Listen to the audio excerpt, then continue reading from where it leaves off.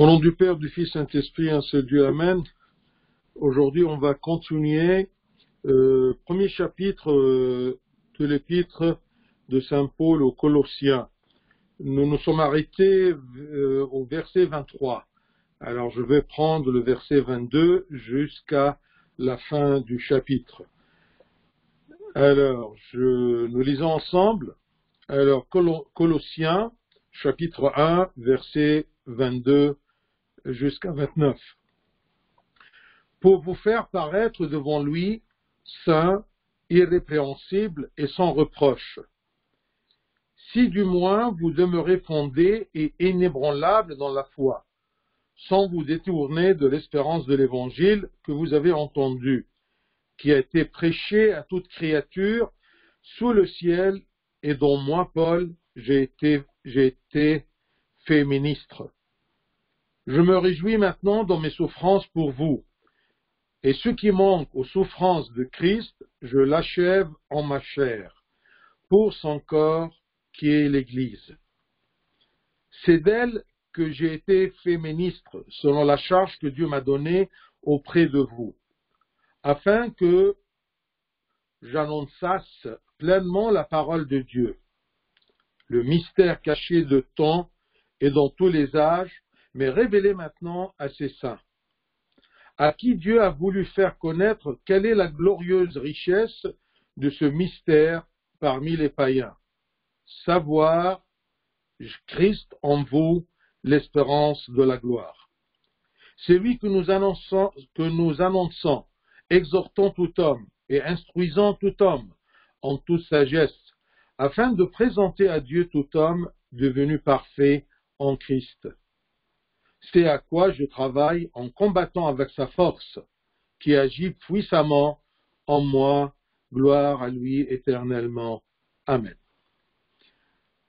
Alors, ici, Saint Paul, il nous révèle qu'il accepte toutes ces souffrances qu'il a subies durant ses voyages ou durant son emprisonnement à Rome. Il accepte et supporte toutes ces souffrances avec joie et réjouissance. Pour quelles raisons? Tout simplement, il est soutenu, il est consolé par ce qu'on appelle, par ce qu'il a cité ici, l'espérance de l'Évangile, dont il est le ministre. Il est khadim, il fait un travail de prédication, tout simplement pour annoncer aux gens l'espérance de l'Évangile.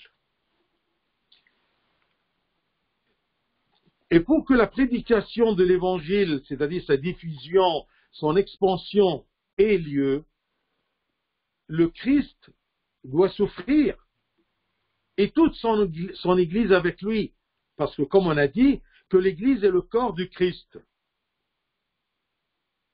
Pour la prédication, pour passer parmi les gens et leur annoncer l'Évangile, on doit souffrir, on doit peiner, on doit faire un effort. Et on va subir beaucoup de souffrances, beaucoup de persécutions. Qui va subir ceci? Le Christ l'a subi au commencement, en prêchant parmi les gens. Mais l'Église va continuer à prêcher cet évangile, cette espérance de l'évangile à travers le monde, en souffrant. C'est pour cela qu'il dit, Saint Paul, que ce qui manque aux souffrances du corps du Christ. Maintenant, nous connaissons le vocabulaire paulin, le vocabulaire de Saint Paul, il dit que le Christ, et c'est une vérité aussi, que le Christ est la tête du corps et ce corps qui est l'Église.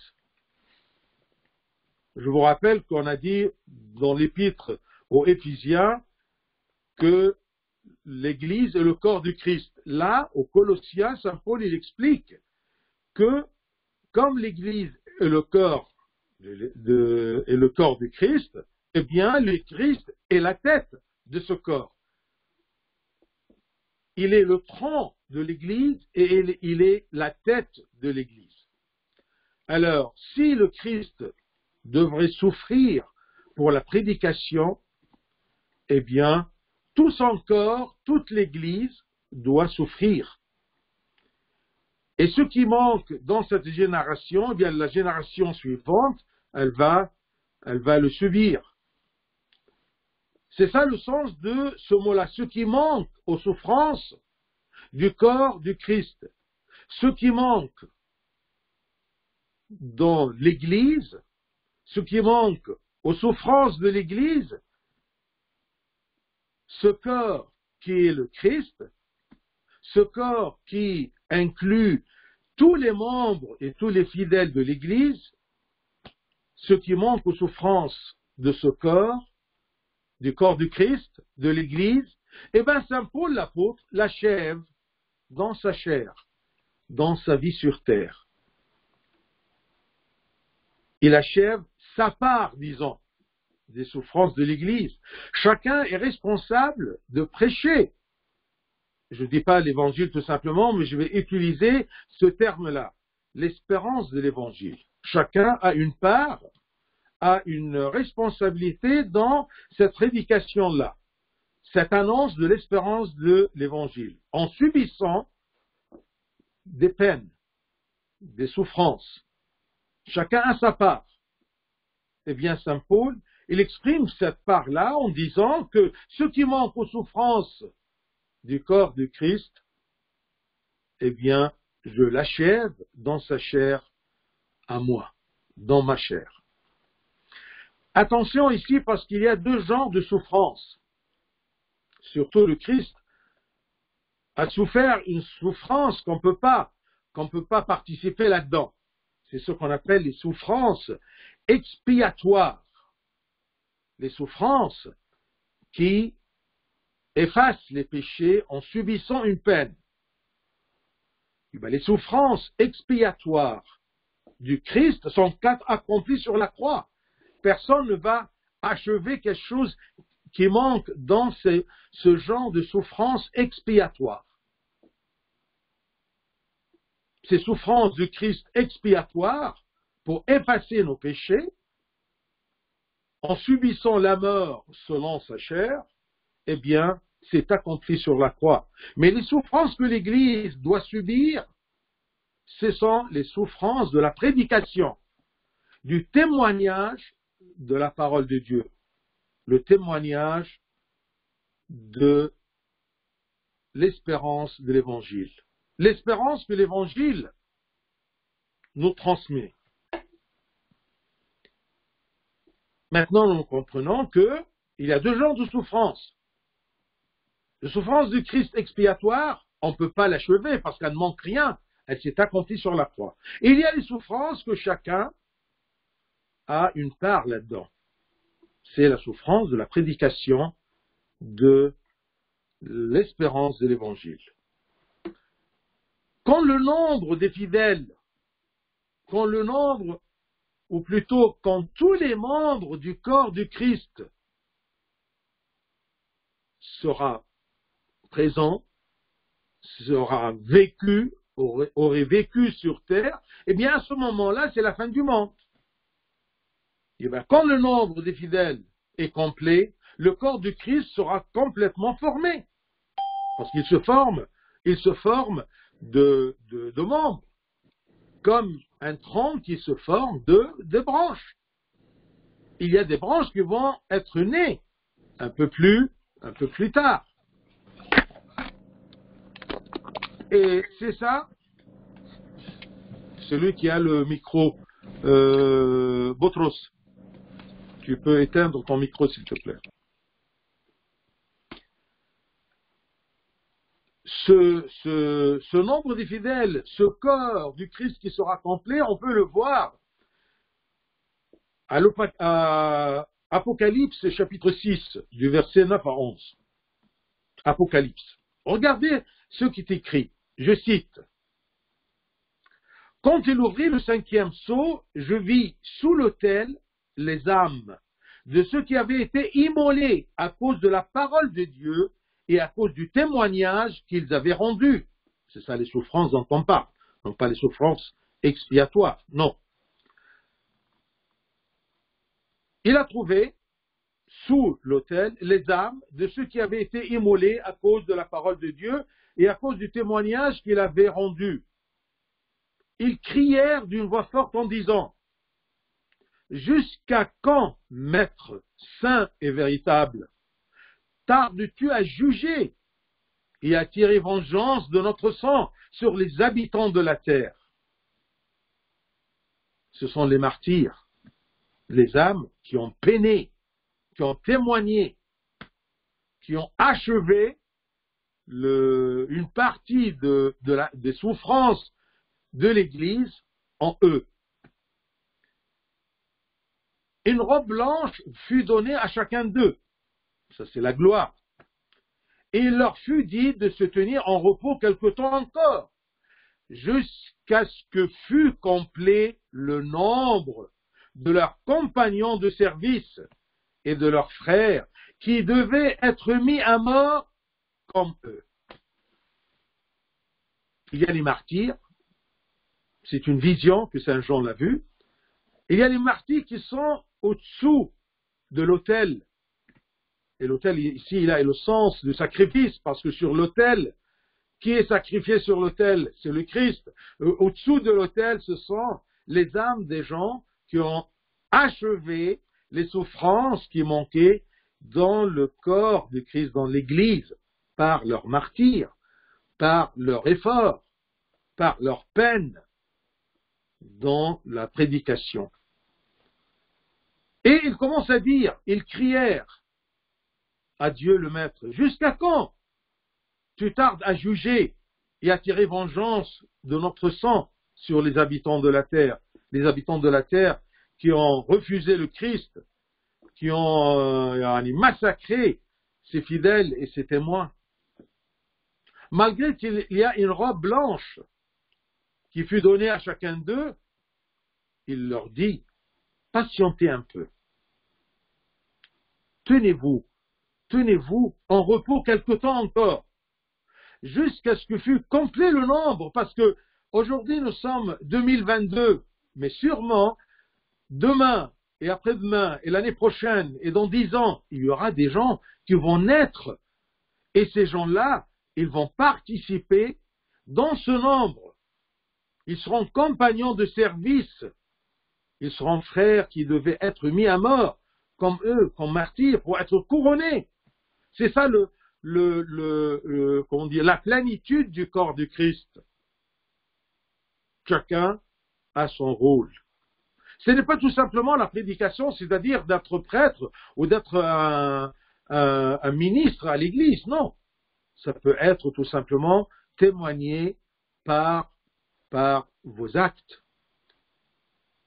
Que les gens voient nos bons actes, ils glorifient notre Père qui est aux cieux.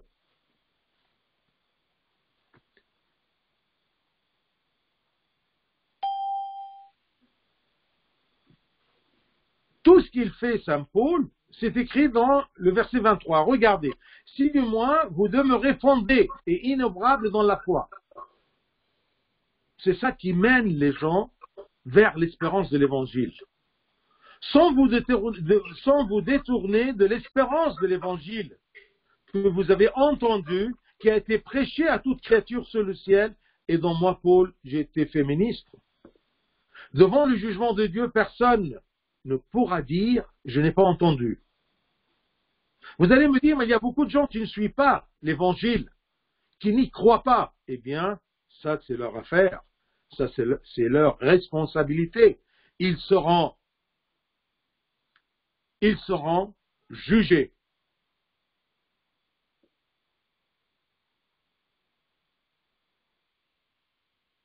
La prédication de l'Évangile est la charge que le Christ a donnée à Saint Paul, qui a été prêché à toute créature sur le ciel et dont moi, Paul, j'ai été fait ministre. Ne dis pas que le ministre de l'Évangile ou le ministre de cette espérance de l'Évangile ça me regarde pas. Je suis pas chède, je suis pas ministre à l'église, je suis pas serviteur. Non, attention. Chacun a sa part de la façon que Dieu lui a donnée.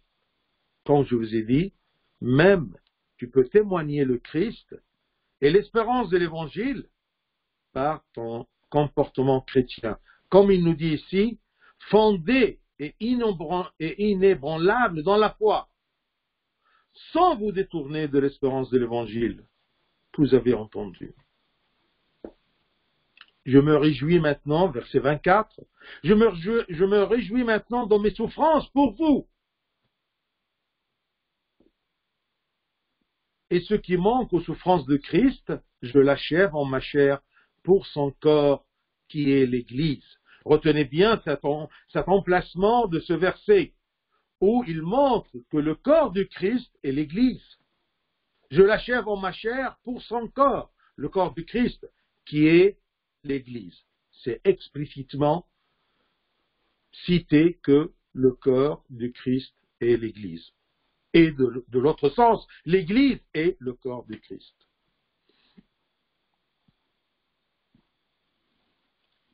C'est d'elle que j'ai été fait ministre. Parce que parfois, il y a des gens qui doutent dans le ministère de Saint Paul. Parfois, il doit défendre qu'il est le serviteur du Christ. C'est d'elle que j'ai été fait ministre, selon la charge que Dieu m'a donnée auprès de vous, afin que j'annonçasse pleinement la parole de Dieu. C'est une responsabilité de témoigner ma chrétienté, de vivre inébranlable dans la foi, en demeurant fondé dans la foi, sans se détourner de la vérité du Christ, de la parole de Dieu. Ça, c'est un chrétien. Verset 26. Le mystère caché de tout temps et dans tous les âges m'est révélé maintenant à ses saints. Toujours le mot mystère. Je vous rappelle que mystère, quand je dis le mystère du Christ, quand je dis le mystère du royaume des cieux, quand je dis le mystère de l'incarnation, mystère ici, c'est-à-dire quelque chose qui dépasse la raison humaine. Je peux voir les conséquences, mais je ne peux pas observer les détails ou l'encheminement de ce qui s'est arrivé. C'est ça le mystère. Tout le mystère de l'Évangile était caché, était tout simplement dévoilé un petit peu par les prophéties, mais rien n'était aussi clair que quand le Christ est venu, il a dévoilé toute la vérité.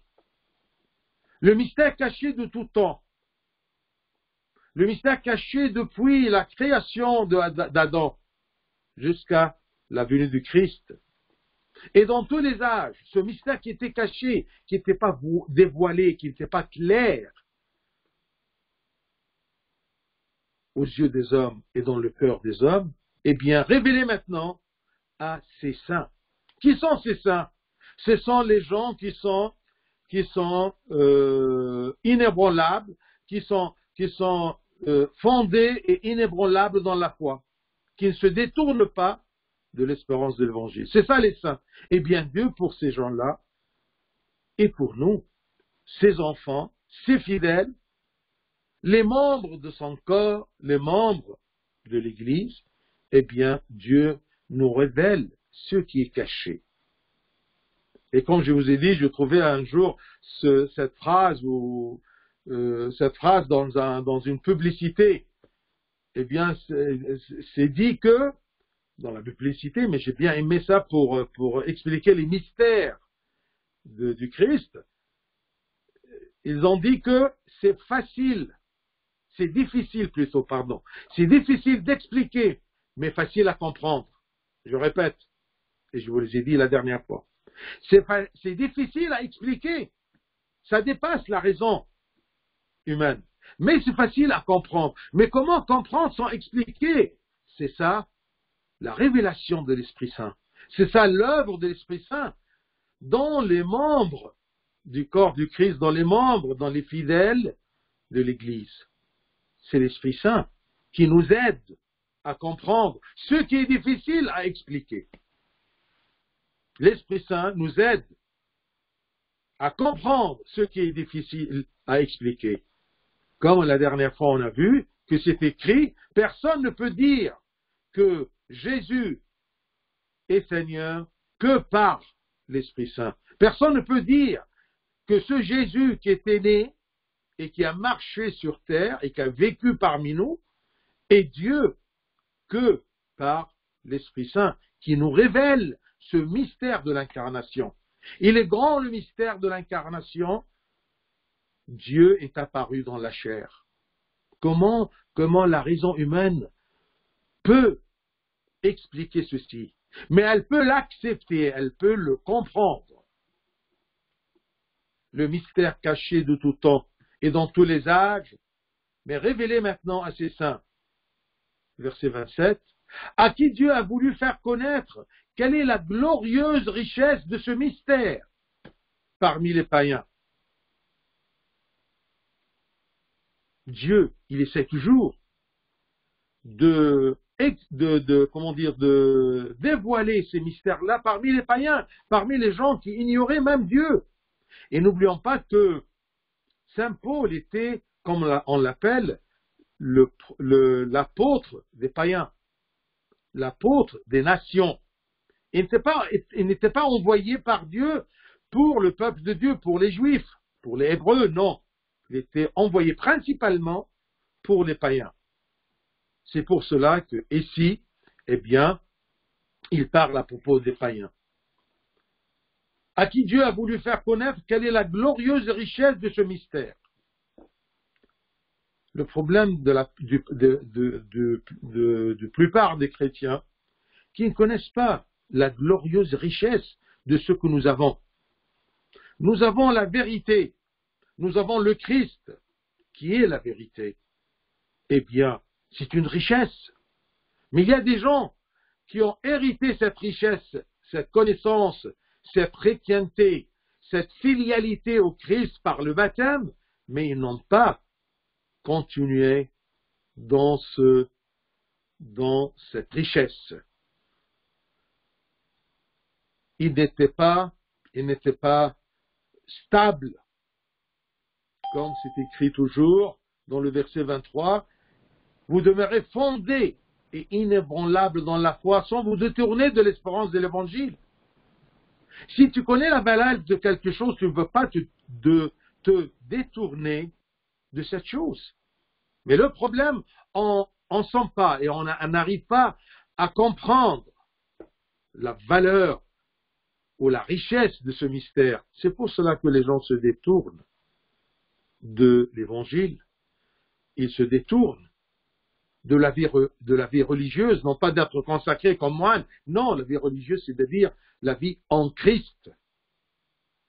Regardez, on fait le tour et on retourne pour toucher ce noyau. On doit vivre en Christ. Parce qu'en Christ, on peut être héritier, on peut être enfant de Dieu, être héritier de le trésor céleste, le royaume des cieux.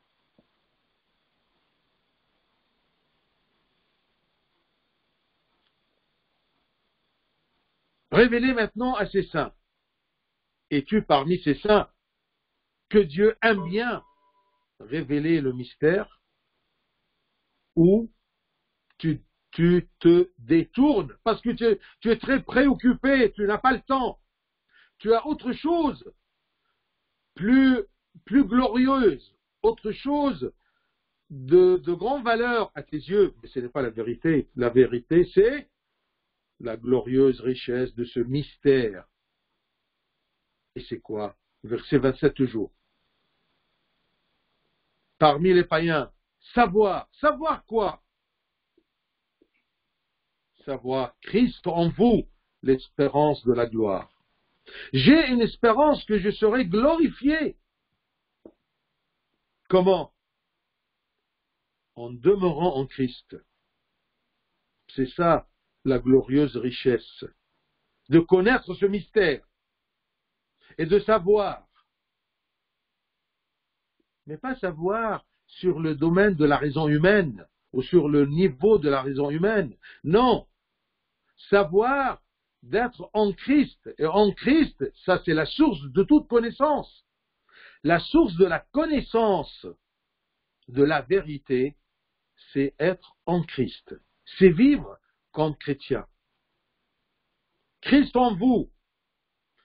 Et puisque le Christ demeure en moi et moi en lui, Christ en vous, le Christ est l'espérance de la gloire. Étant en Christ, étant chrétien, étant baptisé, étant demeurant en Christ, eh bien, je serai glorifié. Et c'est ça mon espérance, d'être en Christ. Et le Christ demeure en moi. Donc là, l'évangile, ce livre-là qui est parmi nos mains, entre nos mains, cet évangile-là est la révélation du mystère caché tout ce temps-là, tous ces âges. Eh bien, il s'est révélé dans cet évangile. Maintenant, ce mystère du salut est révélé à tous les saints, à tous les croyants qui acceptent et qui croient en la parole de Dieu. Plus l'homme se rapproche de Dieu, plus l'homme cherche Dieu, plus Dieu se révèle à cette personne et l'aide à comprendre la valeur de cet évangile, la valeur de ce mystère. Dieu a choisi Paul comme apôtre des nations pour leur annoncer l'évangile de Christ. On dit toujours que l'évangile, c'est la bonne nouvelle. La bonne nouvelle, c'est quoi? Quelle est la bonne nouvelle? La bonne nouvelle est tout simplement la réconciliation avec Dieu.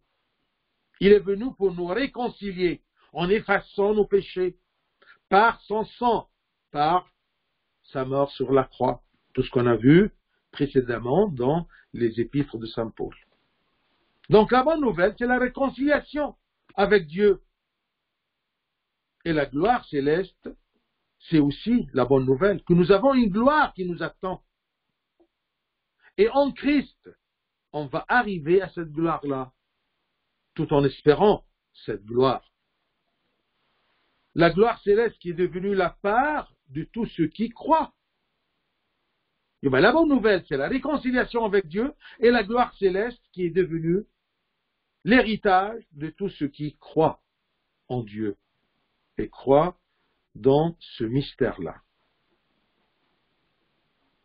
Tout ça, ça nous donne, nous les chrétiens, un sens pour notre vie. On ne vit pas sur terre tout simplement pour travailler et gagner, et éduquer les enfants et avoir un travail. Non, ce n'est pas ça. Notre but, c'est l'espérance de l'évangile. C'est d'atteindre la gloire que le Christ nous a préparée en lui. Et en lui, on rentre vers le royaume des cieux où nous serons glorifiés. Christ en vous, l'espérance de la gloire. Verset 28. Mais avant de passer à 28, je vais résumer bien. Tous les croyants en Christ qui demeurent en lui et qui sont stables en lui espèrent la gloire que le Christ vit maintenant. La gloire que le Christ vit maintenant selon sa chair, mais selon sa divinité, il était toujours glorieux. Il n'a pas perdu sa gloire par l'incarnation. Mais en s'incarnant, il nous a pris en lui pour que nous suivions son chemin. Comme il est glorifié selon son humanité, nous serons en lui glorifiés aussi. Qui aura ce privilège? Eh bien, les croyants, les membres du corps du Christ, qui demeurent en lui et qui sont stables en lui, qui sont fermes dans la foi, qui ne se détournent pas de l'espérance de l'Évangile.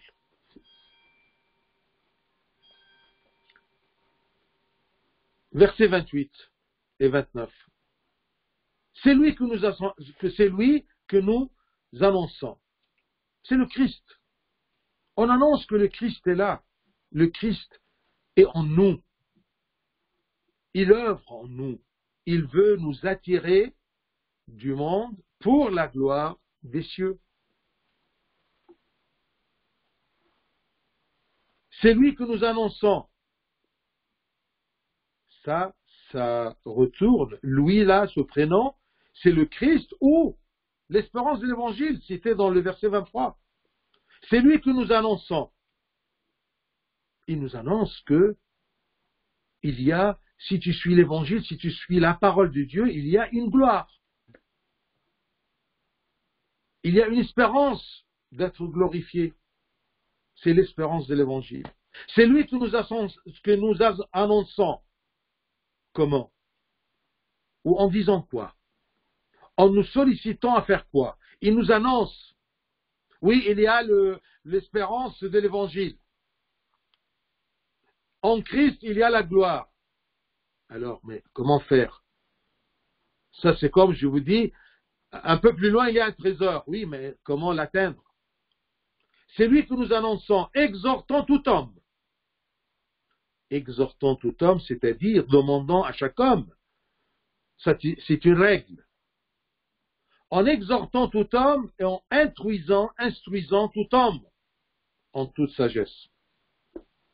C'est-à-dire que nous annonçons comment? En incitant par des recommandations, par des paroles convaincantes, à se préparer à cette gloire. C'est lui que nous annonçons, exhortant tout homme et instruisant tout homme. Exhortant tout homme de se préparer pour le dernier jugement. Ça, c'est exhortant. Et instruisant. Ça montre quoi, instruisant? La foi. Il va sous-entendu, exhortant tout homme pour se préparer bien au jour du jugement, pour qu'il apparaisse, quand c'est écrit un peu en haut, c'est écrit que pour paraître inébranlable devant Dieu sans défaut, sans reproche, en exhortant tout homme de se préparer pour être saint, et instruisant tout homme. Instruisant à propos de quoi? De la foi. En quoi nous croyons? En Christ, qui est en lui, nous serons glorifiés. Je répète, tout simplement pour que ça soit clair et enraciné dans notre pensée, afin de présenter à Dieu tout homme devenu parfait en Christ. On ne peut pas être parfait hors de Christ. Nous annonçons cette espérance de l'Évangile en exhortant tout homme, en instruisant tout homme, en toute sagesse, afin de présenter à Dieu tout homme exhorté, tout homme instruisé, mais en soyant parfait. Est-ce qu'on peut être parfait? Bien sûr, c'est relatif, mais devenu parfait en Christ. Si tu poses la question, comment puis-je être parfait? Eh bien, en Christ. Plus tu es en Christ, plus tu es enraciné en Christ, eh bien, tu pourras être parfait aux yeux de Dieu. Afin de présenter à Dieu tout homme devenu parfait en Christ. Et Saint Paul et toute l'Église, comme prêtre ou serviteur ou évêque ou diacre, tout ce qu'ils font, c'est annoncer aux gens cette nouvelle, cette espérance de la gloire, pour que les gens sachent que le Christ est en vous. Pardon, que les gens sachent que le Christ est en eux, Et c'est par lui qu'ils vont arriver à atteindre le royaume des cieux. C'est lui que nous annonçons, exhortant tout homme et instruisant tout homme en toute sagesse. Pour être des sages en toute sagesse. C'est ça qui rend l'homme sage. Parce qu'il sait son objectif. Et il ne se détourne pas de son objectif. Parce qu'il est exhorté par la parole de Dieu, par l'annonce de l'évangile, et instruisé dans la bonne foi, afin de présenter à Dieu tout homme devenu parfait en Christ. C'est à quoi je travaille. C'est ça le but de Saint Paul avec tous ses épîtres, de nous expliquer, de nous dévoiler ce mystère de l'Évangile. La richesse glorieuse d'être en Christ. C'est à quoi je travaille. En combattant avec sa force. Quelle force? La force de Christ. Devenu parfait en Christ, c'est à quoi je travaille en combattant avec sa force, la force de Christ, qui agit puissamment en moi. Parfois tu poses la question, comment travailler avec Dieu? Comment être son serviteur? Ceci a besoin d'une force incroyable, mais c'est la force du Christ. Tu ne peux pas servir le Christ si tu es hors du Christ. Mais si tu es en Christ, par lui, tu pourras travailler avec lui dans sa vigne et avoir bien sûr la bonne récompense. Et quand la personne travaille par la force du Christ, le Christ agit dans cette personne-là puissamment, agit puissamment en moi. Ce n'est pas toi qui prêches, ce n'est pas toi qui te comportes bien, c'est le Christ qui travaille, qui demeure en toi, et tu lui donnes une place en toi, d'accord, en Christ, Christ en vous, l'espérance de la gloire, eh bien, à ce moment, il agit puissamment en moi. J'aimerais bien que, après qu'on a terminé le premier chapitre, que vous revisez un peu ce qu'on a dit au commencement, et pourquoi Saint Paul, il essaye de défendre quoi? Cette foi, la bonne foi, la foi droite, pour réfuter les idées, d'accord, des gnostiques, qui veulent tout simplement la raison humaine qui est très limitée, ce qu'on a dit précédemment. Nous sommes les saints, Christ. La perfection est pour tous, en étant en Christ. Il n'y a pas des gens qui sont nommés pour être parfaits et d'autres pas. Non, tout homme. Mais à condition d'être en Christ. Et non pas, on ne devient pas parfait en évoluant dans la connaissance intellectuelle comme les gnostiques dont on a parlé. Les gnostiques croient que plus tu connais la science, tu es parfait. Non. Plus tu es en Christ et tu connais le mystère de la gloire, le mystère du Christ, eh bien, tu seras parfait. En Christ, on évolue constamment vers la perfection. En Christ, nous sommes saints et irrépréhensibles, irrépréhensibles, sans défaut. Comme c'est écrit dans l'épître aux Éphésiens, si vous vous rappelez, chapitre 1, verset 4. En lui, Dieu nous a élus avant la fondation du monde, pour que nous soyons saints et irrépréhensibles devant lui. En lui. Éphésiens 1, 4. En Christ. Hors du Christ, il n'y a rien. Il y a la perdition. Il y a l'ignorance. Il n'y a pas la sagesse. La sagesse, c'est en Christ. En toute sagesse. Quand nous sommes instruits et exhortés par la parole de Dieu. En lui, nous soyons saints et irrépréhensibles devant lui. Même dans l'épître de Saint Paul aux Romains, chapitre 8, verset 1. Il n'y a donc maintenant aucune condamnation pour ceux qui sont en Jésus-Christ. Il n'y a pas de condamnation. Nous sommes libérés de toute faute, de toute faiblesse. Il n'y a donc maintenant aucune condamnation pour ceux qui sont en Jésus-Christ. Car en Christ, Dieu le Père ne nous voit pas dans notre imperfection, mais en nous regardant, il voit en nous le Christ, parce que nous sommes en Christ. C'est comme si nous sommes cachés, camouflés dans le Christ. Alors quand Dieu le Père nous regarde, il voit qui? Il voit le Christ, en qui nous sommes, en qui nous demeurons, en qui nous sommes glorifiés. Il n'y a donc maintenant aucune condamnation pour ceux qui sont en Jésus-Christ. Pour cela, le Christ nous exhorte, nous incite, comme c'est écrit dans l'Évangile selon Saint Jean 15, 4, il nous dit tout simplement, Jean 15, 4, il nous exhorte, demeurez en moi, et je demeurerai en vous. Et en demeurant en Christ, eh bien, nous serons irréprochables ou sans tache aux yeux de Dieu le Père. Le combat, quand il dit, en combattant avec sa force, en combattant, en faisant quoi?